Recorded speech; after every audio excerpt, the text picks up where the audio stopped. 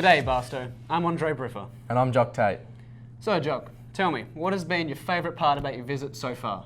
Look, I'm going to have to say, on the weekend, I went for a cable wakeboard with Shay and John, and that was pretty sick. Got a little clip of me doing some tricks. Dude, that looks awesome. My, what? How is that even possible? That is so cool. It was pretty rad. What about you, Andre? For me, man, the Sporting KC game was just awesome. Loved it, loved the atmosphere, loved the cauldron, loved the fireworks. It's really cool. Nice.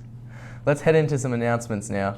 Mrs. Culver is looking for junior volunteers for graduation on May 23rd. She needs 6 people to be ushers from 6 p.m. to 8 p.m. If you're interested or have any questions, please email her at megan.culver@barstowschool.org. This year's Spofford Variety Show is May 1st, and they need people to bake for the baked goods table. Ebeth Leach has sent out a Google Doc, so if you need last-minute community service hours, then sign up. But she wants to remind everyone that they want a variety of foods, and that if you buy something from the store, then you will not receive the community service hours. Do you know anything about this Spofford Variety Show? Well, as a matter of fact, Jock, I hear it's a talent show. Shame we're not going to be here. You could have done a little bit of singing. I know, it would have been great. I'm pretty devo about that. But anyway, let's check out this piece that Lena made about the Barstow Orchard.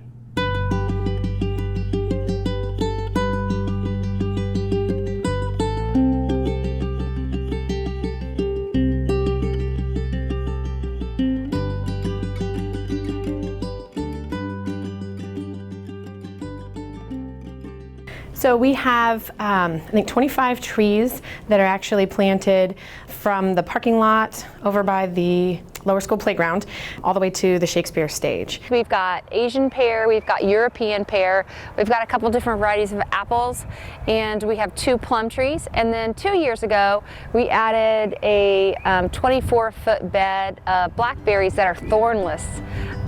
So we've got quite a bit of stuff growing back here. Sarah Holmes was approached by, I think, St. Andrews, which is a gleaning organization, about 4 years ago. And gleaning is when you go and help take off all the extra fruit from a fruit tree. And then that extra fruit, rather than going to waste or rot on the ground, is then donated to food pantries. And they were in I guess, cooperation with an organization called the Giving Grove, which is run through the Kansas City Community Gardens. And they were starting a brand new program to start orchards in urban environments.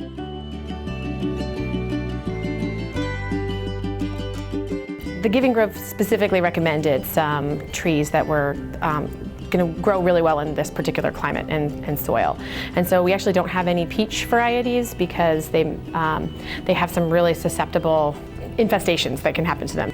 So our hope is that as we get to grow this and our fruit comes in, that we'll get to taste and see some of the variety in apples that you don't necessarily find at your local grocery store.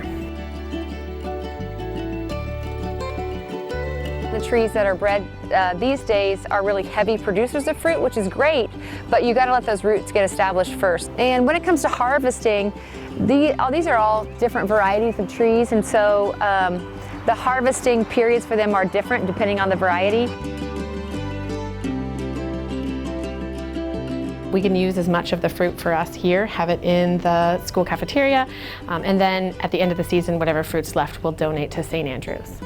Mrs. Holmes and I have actually talked about a lot of potential connections, what we can do here at Barstow to connect all of our grades from the middle school to the upper school to the lower school, and projects that we can do as a community, but then also how we can connect to other schools. So definitely this summer we're going to try and coordinate some of our school events to be around maybe ice cream sundaes with blackberries and maybe make some blackberry jam. And then when we get to the fall, figuring out what we can do with all of our apples and pears and plums. I have a group of elective students in my Viva Verde class, and they come out here and they help make sure that the trees stay mulched in, and they do some watering, and they'll also do some thinning of the fruit once it starts. So we want this to be completely organic, but we also realize that sometimes you get to a point where you just can't stay organic because the pest burden is too high or you're having something unusual. But so far we haven't used anything that's not organic on this orchard, and I'm really proud of that.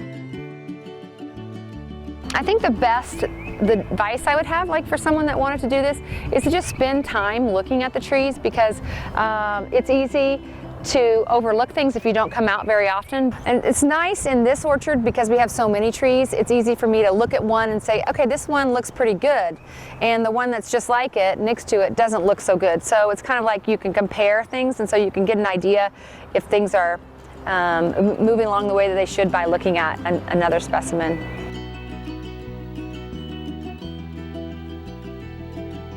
If this is really successful, we're probably going to plant some additional raised beds, possibly adding some blueberries or some strawberries. The area that we have currently where the orchard is pretty maxed out, but we definitely have a lot of room. Barstow has a pretty amazing campus.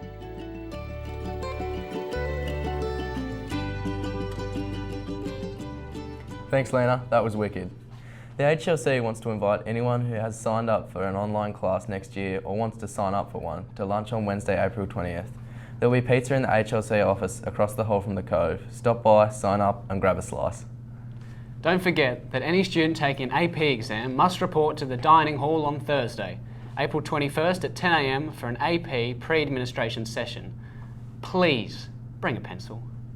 Just before we leave, let's head over to Connor and Joe for the weather.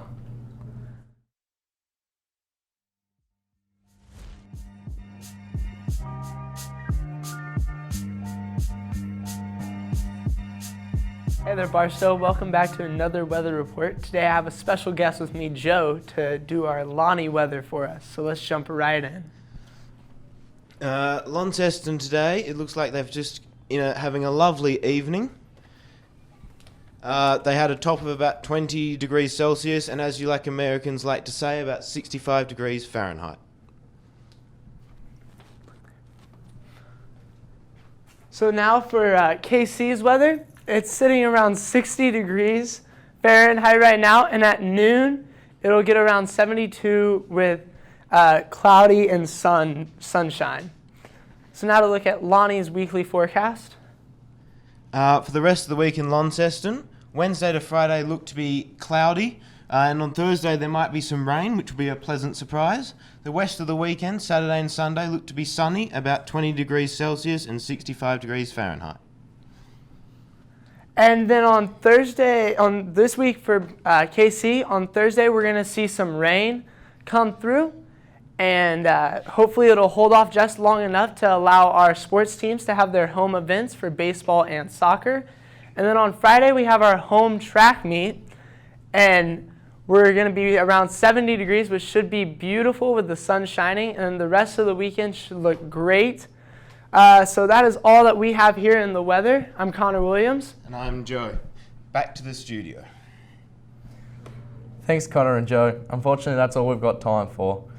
I'm Jock. And I'm Andre. Thanks for having us, Barstow.